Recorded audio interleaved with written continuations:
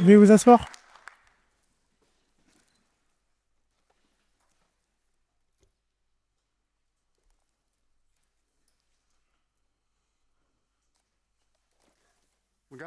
Que Dieu bénisse vos merveilleux cœurs au nom du Seigneur Jésus-Christ.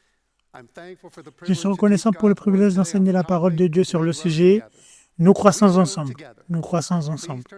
Prenez vos Bibles, s'il vous plaît, et allez en Éphésiens chapitre 4, Éphésiens 4, s'il vous plaît.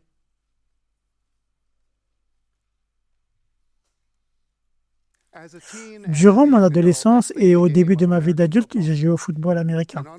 Les membres de l'équipe travaillaient tous ensemble pour atteindre nos objectifs communs. Nous nous sommes entraînés ensemble, nous avons étudié notre livre de jeu ensemble et nous avons passé le temps ensemble. Ensuite, et bien sûr, nous nous sommes présentés le jour du match pour jouer le match ensemble. Chaque membre de l'équipe s'est engagé à donner le meilleur de lui-même, puis à apporter ses forces et ses capacités pour que nous réussissions en tant qu'équipe. Chaque membre de l'équipe était nécessaire et vital. Chaque membre de l'équipe était nécessaire et vital. Vous savez, ces mêmes concepts s'appliquent à nos communions au foyer. Le dessein divin de Dieu est que les croyants nés de nouveau s'efforcent d'être les meilleurs et de contribuer par leur capacité au mouvement de la parole de Dieu. Nous sommes appelés par Dieu en tant que membres d'un seul corps à vivre et à bouger sa parole ensemble. Et ce faisant, nous croissons ensemble.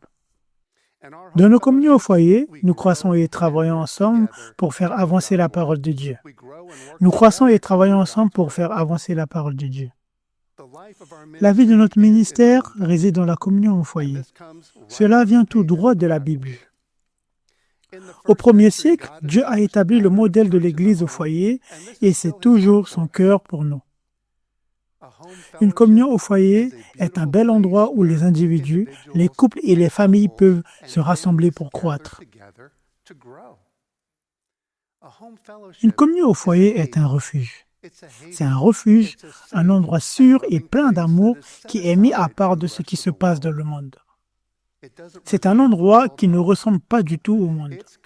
Il est taillé dans un tissu complètement différent. La communion au foyer est l'endroit où nous nous aimons et prenons soin les uns des autres. C'est l'endroit où nous nous aimons et prenons soin les uns des autres. Je me souviens de la première fois où j'ai assisté à une communion au foyer. J'avais presque 40 ans. À l'époque, je ne connaissais rien de la Bible. Rien du tout. Zéro. Mais vous savez quoi? Je pouvais reconnaître l'amour. Je pouvais reconnaître l'amour et l'amour de Dieu était plus qu'évident dans cette communion au foyer. Je me rappelle que venir à la communion au foyer me donnait l'impression de sortir du monde froid et d'entrer dans une étreinte chaleureuse.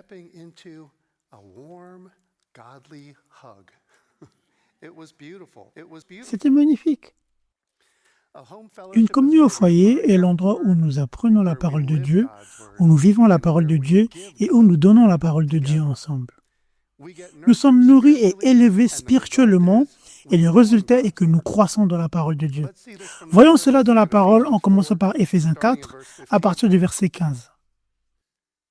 Mais que professant la vérité dans la charité, nous croissons à tout égard en celui qui est le chef, Christ.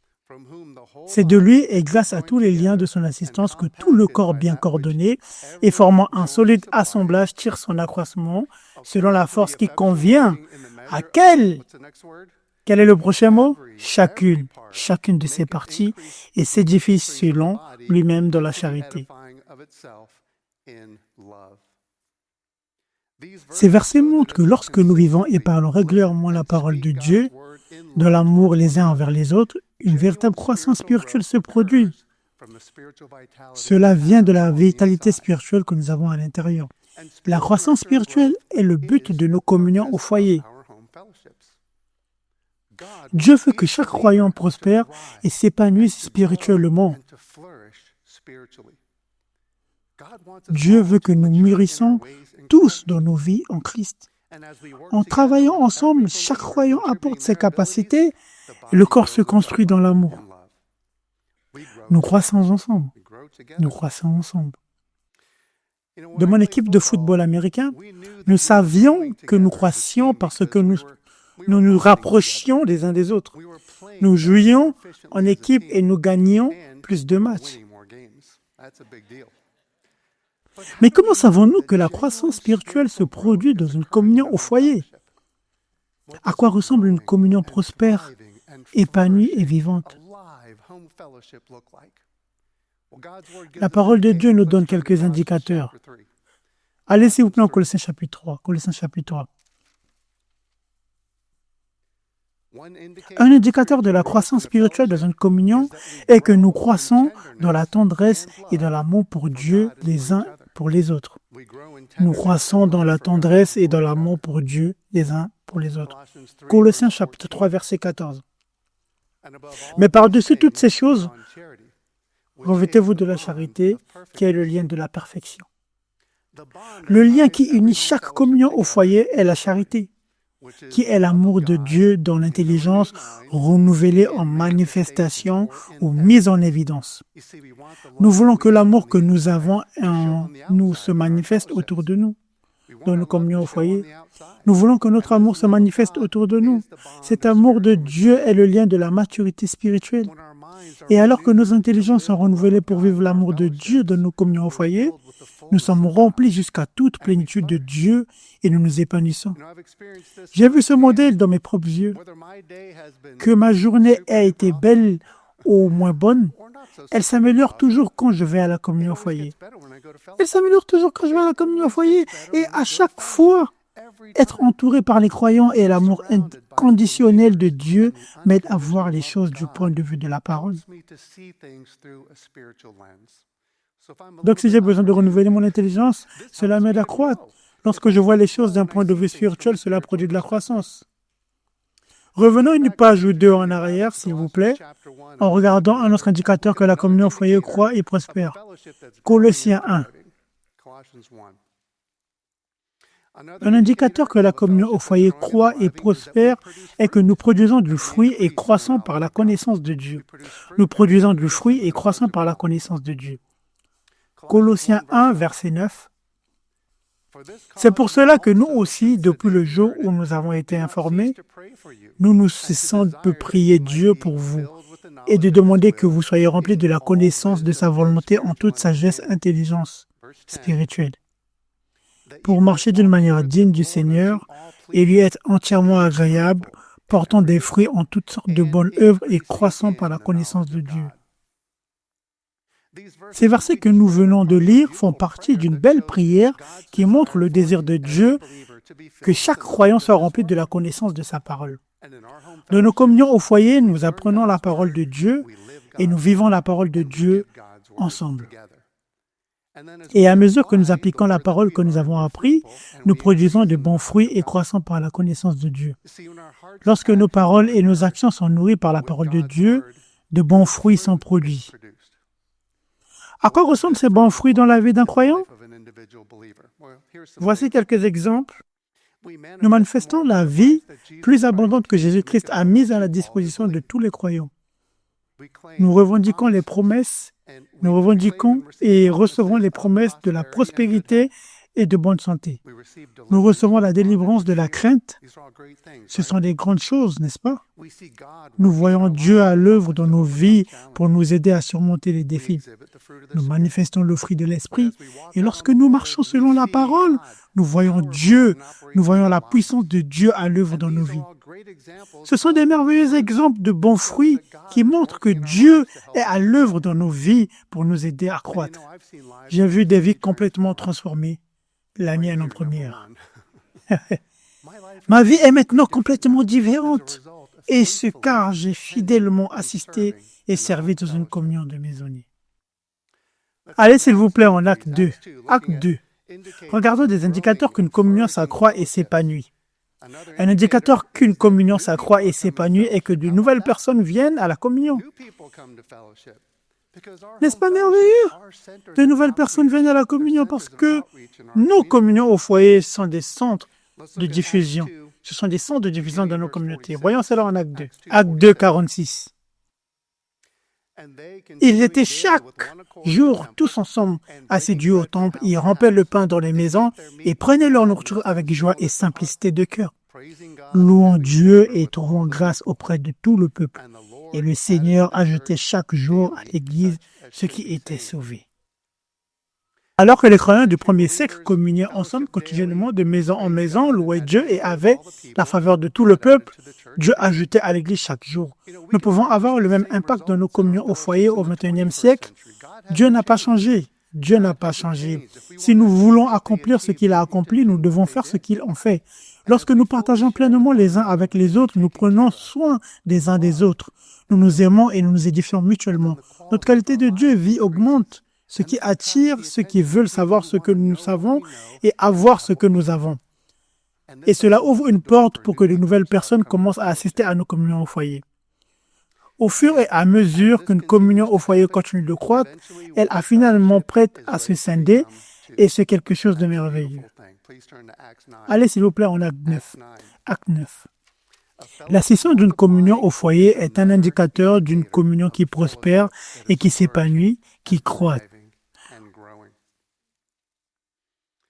Au fur et à mesure que les gens apprennent, croissent et sont édifiés, ils développent le désir et la capacité de diriger une communion au foyer. Cela ouvre la porte à la naissance d'une nouvelle communion. Lisons Acte 9, 31. L'Église était en paix dans toute la Judée, la Galilée, la Samarie, et s'édifiant et marchant dans la crainte du Seigneur, et elle s'accroissait par l'assistance du Saint-Esprit.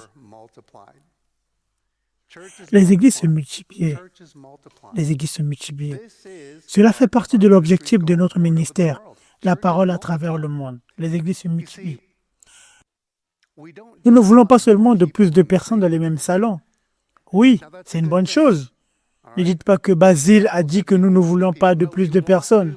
Non. Nous voulons de nouvelles personnes dans nos salons, mais en fin de compte, le but est que nous ayons plus de salons. Plus de salons. Dieu veut que plus de sortes de diffusion dans la communauté, plus d'endroits où des gens peuvent venir apprendre la parole, vivre la parole et donner la parole. C'est l'objectif que nous poursuivons. Une communion au foyer qui atteint sa capacité de croissance peut devenir stagnante ou commencer à se dégrader. Je n'ai pas souvenir d'un exemple où la dégradation est une bonne chose. La session d'une communion encourage la croissance de la même manière que l'élagage d'une plante stimule une nouvelle croissance. J'en ai vu un exemple. Ma femme Laura a reçu une belle jardinière qui contenait de nombreuses plantes différentes. Vous pourriez en voir une photo à l'écran. Au fur et à mesure que chaque plante poussait, il arrivait au point où il n'y avait plus de place pour sa croissance dans la jardinière. La croissance s'est donc arrêtée. Alors, Laura, intelligente et pleine de ressources, est donc repartie les planter dans différentes jardinières et voici à quoi ressemblent maintenant ces cadeaux de plantes. N'est-ce pas merveilleux? Séparer les plantes leur a donné de l'espace pour qu'elles s'épanouissent et poussent par elles-mêmes et nous avons maintenant une douzaine de plantes. La même chose se produit lorsque nos communions sont scindées. Cela donne plus d'espace à chacun pour donner, pour s'épanouir et pour croître. Le dessein de Dieu est magnifique, n'est-ce pas? C'est magnifique. Nous avons vu quelques indicateurs d'une communion au foyer en croissance, épanouie et prospère. Nous croissons dans la tendresse et l'amour pour Dieu et les uns pour les autres, nous produisons de fruits croissants pour la connaissance de Dieu. De nouvelles personnes viennent à la communion au foyer et alors la communion finit par se scinder et même se multiplier. Plus de salons, plus de centres de diffusion. C'est la croissance, c'est la parole à travers le monde. C'est ce que nous voulons, c'est ce que nous voulons. Maintenant, comment telle est la question? Comment travaillons-nous ensemble pour produire ce type de fruits? Quelle action prenons-nous pour croître et faire bouger la parole de Dieu dans nos communions au foyer ensemble? Tout d'abord, avant de nous pencher sur les actions et les activités spécifiques que nous pouvons entreprendre, prenons un moment et examinons ce concept de travailler ensemble dans la Bible. Dans le Nouveau Testament, y compris dans les épîtres à l'Église, nous voyons dans les termes tels que compagnons d'œuvre ou ouvriers avec eux. Ces termes sont traduits du même mot grec, synergos. Synergos, S-U-N-E-R-G-O-S. Synergos. Ce mot signifie ouvrier ensemble ou à l'unisson avec d'autres. Collaborateurs. Dans nos communions au foyer, nous travaillons les uns avec les autres et avec Dieu pour croître et faire avancer la parole de Dieu. Nous sommes tous dévoués et engagés à contribuer.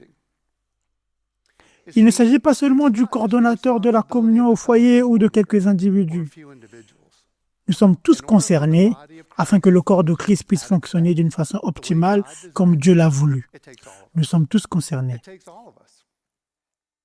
Comme nous l'avons vu en Éphésiens 4:16, la parole de Dieu dit que c'est grâce à tous les liens de son assistance. Nous avons des capacités et des forces différentes et toutes sont nécessaires. Vous savez, si je lisais Éphésiens 4, et j'ai réalisé que le dessein de Dieu pour le corps de Christ n'incluait pas des pièces optionnelles. Il n'y a pas de pièces optionnelles. Avez-vous déjà assemblé quelque chose et à la fin, il y a une liste des pièces optionnelles? Ce n'est pas le cas dans le corps de Christ. Il n'y a pas de pièces optionnelles dans le corps de Christ. Nous sommes tous nécessaires, chacun d'entre nous. Nous assistons ou contribuons tous différemment. Mais nous avançons à l'unisson vers un objectif commun de croître et faire bouger la parole. Le mot grec synergos est l'origine du mot français synergie. La synergie, vous avez peut-être déjà entendu ce mot, associé à nos communions au foyer, il fait référence à l'effort collectif, à l'impact collectif des croyants travaillant les uns avec les autres et avec Dieu est plus grand que l'impact de croyants individuels travaillant seuls. Travailler ensemble est un multiplicateur de force. Un multiplicateur de force. J'ai entendu dire que certains définissent le mot équipe comme suit. Tous ensemble accomplissons plus. Tous ensemble accomplissons plus. Retournons en Actes chapitre 2. Actes chapitre 2. C'était un petit aperçu du fait de travailler ensemble. Maintenant, quelles sont certaines des activités que nous faisons ensemble pour croître et faire bouger la parole de Dieu? À l'époque où je jouais au football américain, nous avions un manuel de jeu. Il y a une stratégie en particulier que nous avons exécutée lorsque nous étions près de la ligne de but et que nous l'avons exécutée, nous avons marqué presque à chaque fois. Pas à chaque fois, mais presque à chaque fois. Dans la parole de Dieu, notre manuel de jeu pour la vie, Dieu nous donne le jeu gagnant pour croître et faire bouger la parole de Dieu ensemble. Et la parole de Dieu fonctionne à chaque fois. Elle n'échoue jamais. Elle fonctionne à chaque fois. Voyons ici la stratégie gagnante dans Acte 2, à partir du verset 42. Ils persévéraient dans l'enseignement des apôtres, dans la communion fraternelle, dans la fraction du pain et dans les prières. Maintenant, relisons le verset 46 et 47 que nous avons lu plus tôt. Ils étaient chaque jour tous ensemble assidus au temple. Ils rompaient le pain dans les maisons et prenaient leur nourriture avec joie et simplicité de cœur, louant Dieu et trouvant grâce auprès de tout le peuple. Et le Seigneur ajoutait chaque jour à l'Église ceux qui étaient sauvés. De ces versets que nous venons de lire, nous voyons 3 actions spécifiques que nous faisons pour croître et faire bouger la parole de Dieu ensemble. La première est la suivante. Nous étudions fidèlement la parole ensemble. Nous étudions fidèlement la parole ensemble. Deuxièmement, nous communions ensemble chaque jour. Nous communions ensemble chaque jour. Et troisièmement, nous prions ensemble. Nous prions ensemble. Ces activités ont un mot en commun. L'avez-vous entendu? Quelqu'un vient de le redire. Redites-le. Ensemble. Ensemble. Nous faisons toutes ces choses ensemble. Examinons chacune de ces activités individuellement. Regardons ensemble l'étude de la parole de Dieu ensemble. En Acte 2, verset 42, nous voyons le mot « il » qui fait référence aux croyants nés de nouveau. Les croyants persévéraient dans la parole qui était enseignée. Ils étaient intensément engagés dans la parole et ils l'appliquaient dans leur vie. Dieu veut que nous comprenions ensemble sa parole et son amour. Nous pouvons le faire de plusieurs façons. L'une d'entre elles, lors de nos réunions de communion au foyer régulièrement. La pièce maîtresse de chaque réunion de communion au foyer est l'enseignement de la parole de Dieu droitement divisée. C'est le cœur moelleux de caramel de chaque réunion de communion au foyer. C'est l'ensemble dynamique de la Bible. C'est la parole enseignée avec exactitude, assurance et enthousiasme. Dans nos communions au foyer, nous nous instruisons les uns les autres et nous étudions ensemble. Nous pouvons également étudier ensemble dans le cadre de communion dédiée à l'étude biblique. Nous pouvons nous réunir pour étudier certains sujets, divers passages des Écritures ou d'autres aspects de la parole. En plus de notre thème annuel, notre ministère a des sujets d'études mensuels. Dans notre État de l'Ohio, nous produisons une liste de ressources du ministère en lien avec des sujets mensuels. Il répertorie les services d'enseignement du dimanche, les articles de la revue d'Ohio Magazine, les articles web, les collatéraux, les livrets Give and Share, les podcasts et des ressources qui couvrent le sujet. Nous les distribuons à toutes les communions au foyer chaque mois pour aider les croyants à étudier ensemble et cela s'avère utile. Il y a d'autres façons d'étudier la parole ensemble. Nous pouvons regarder le service d'enseignement du dimanche ensemble et en discuter juste après. Nous pouvons avoir des moments d'études ensemble et nous lisons et étudions les publications du ministère ensemble. L'une des communions au foyer de notre État se réunit tous les mardis soirs dans le rayon d'alimentation où il y a des restaurants, dans un centre commercial local et les croyants étudient la parole ensemble. Ils lisent ensemble une publication du ministère, ils s'asseyent simplement et lisent ensemble une publication du ministère. Cela favorise la communion, l'unité et ouvre de nombreuses conversations intéressantes avec les passants qui voient des gens lire ces publications ensemble. Nous pouvons également suivre des cours du ministère ensemble et participer ensemble aux événements de nos rameaux locaux. Nous avons de nombreuses façons d'étudier la parole de Dieu ensemble. Maintenant, considérons le fait de communier ensemble chaque jour. Communier ensemble chaque jour. Acte 2, 42 nous dit que les croyants de l'Église du 1er siècle communiaient comment? Dites-le plus fort. Chaque jour, c'est exact. Ils communiaient chaque jour. Le mot grec pour communion en acte 2, 42 est le mot qui signifie plein partage. Plein partage.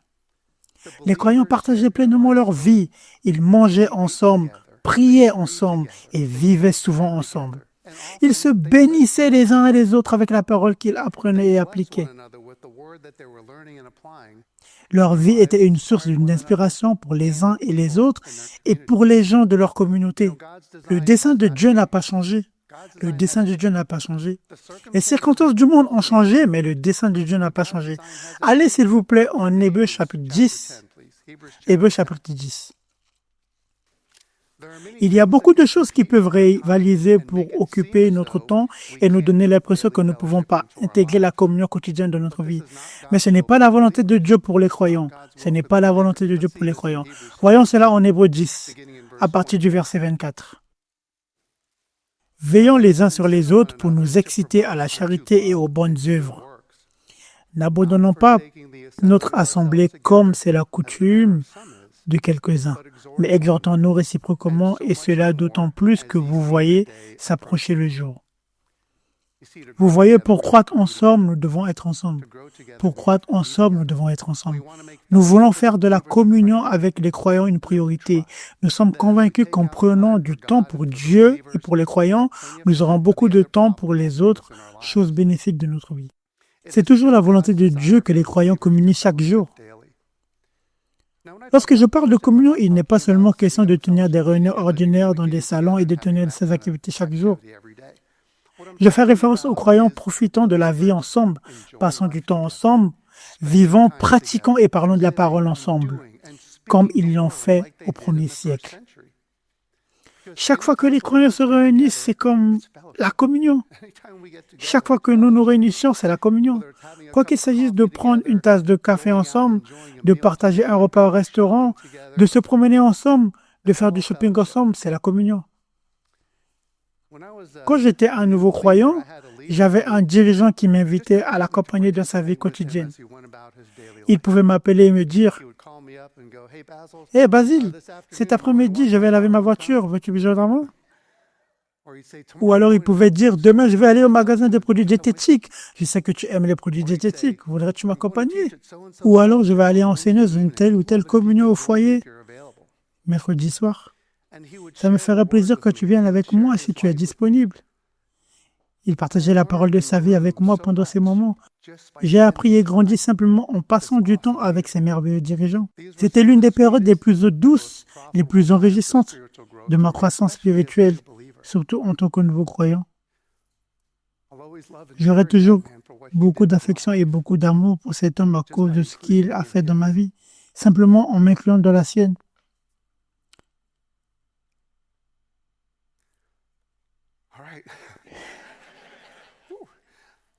Une autre façon de communier ensemble est de témoigner la parole ensemble.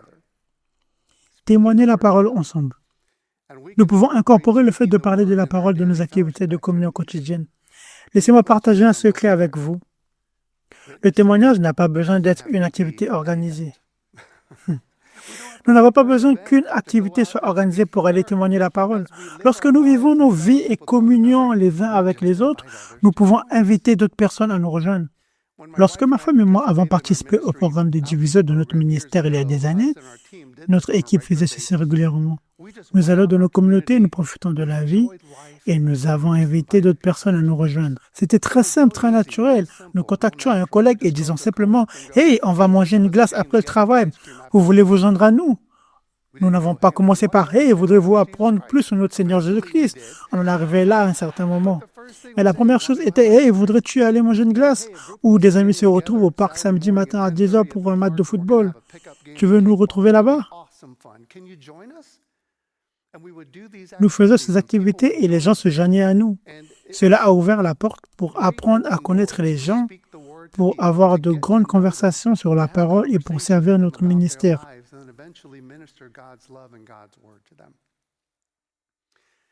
Une chose que nous avons fait de les communions au foyer de notre État et que nous appelons la liste quotidienne des choses à faire pour les disciples.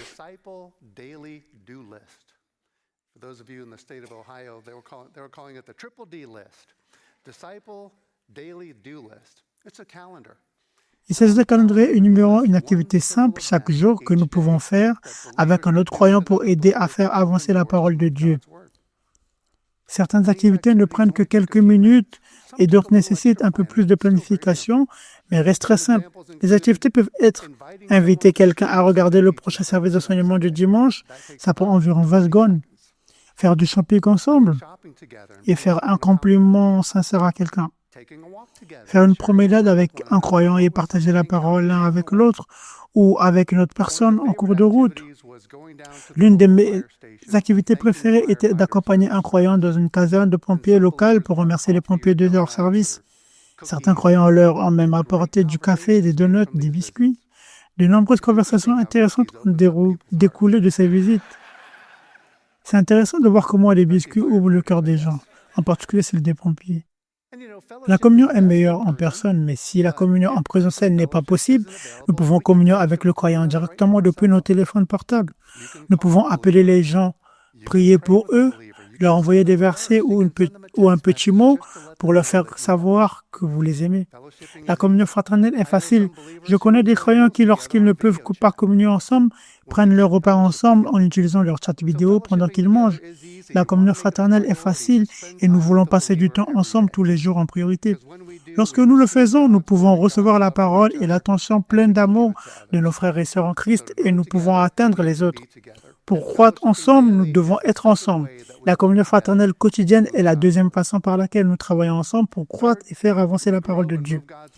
La troisième façon, nous croissons et nous faisons avancer la parole de Dieu en priant ensemble. Nous avons vu cela comme faisant partie du livre de Jeux, gagnant pour la croissance en Actes chapitre 2. Les croyants ont persévéré dans la prière tout en vivant ensemble. Nous faisons la même chose dans nos communions au foyer aujourd'hui. Nous prions les uns pour les autres et les uns avec les autres. Nous prions pour manifester la puissance de Dieu pour une vie plus abondante. Nous prions pour ceux qui font partie de notre communion au foyer, pour nos familles, pour nos collègues, pour nos communautés, nos nations. Il y a de nombreuses choses pour lesquelles nous pouvons prier. Nous prions ensemble pendant nos réunions de communion au foyer et en dehors de la communion. Nous avons un groupe de disciples de diverses communions au foyer de notre rameau qui ont formé une communion de prière. Ils se réunissent régulièrement en personne, en virtuel, pour prier ensemble pour des divers besoins de notre État. Ils tiennent une liste de choses pour lesquelles prier et lorsqu'ils voient les promesses de Dieu s'accomplir, ils rayent ces éléments de la liste en remerciant Dieu pour sa puissance de délivrance. Prier ensemble est un moyen puissant de se fortifier, de se réconforter et de s'unir les uns avec les autres. Nos prières les uns pour les autres nous aident à nous lier de l'amour alors que nous mettons en évidence la puissance de Dieu. Lorsque nous prions les uns avec les autres, nous harmonisons les uns avec les autres et avec Dieu et cela nous permet de nous rapprocher. Nous unissons nos cœurs et nous encourageons les uns et les autres à continuer de croire aux résultats souhaités. En voyant ces résultats, nous nous réjouissons et nous croissons ensemble dans notre confiance en Dieu et en sa parole. Alors pour croître et bouger la parole de Dieu ensemble, nous prions ensemble. Nous avons vu qu'une communion au foyer est un havre d'amour pour la croissance spirituelle. Nous sommes appelés par Dieu à apprendre la parole, à vivre la parole et à bouger la parole ensemble. Pour ce faire, nous suivons le manuel de jeu de Dieu. Nous étudions la parole de Dieu ensemble, nous communions quotidiennement et nous prions ensemble. Chacun de nous est utile. Chacun de nous est utile et nous avons tous quelque chose à donner. Il se peut que je ne sois pas capable de faire ce que vous pouvez faire et que vous ne puissiez pas faire ce que je peux faire. Mais en travaillant ensemble, nous pouvons faire de grandes choses pour Dieu.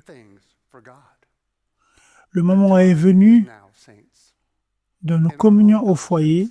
Continuons tous à croître et à travailler ensemble pour bouger la parole de Dieu. Amen. Je vous aime, que Dieu vous bénisse.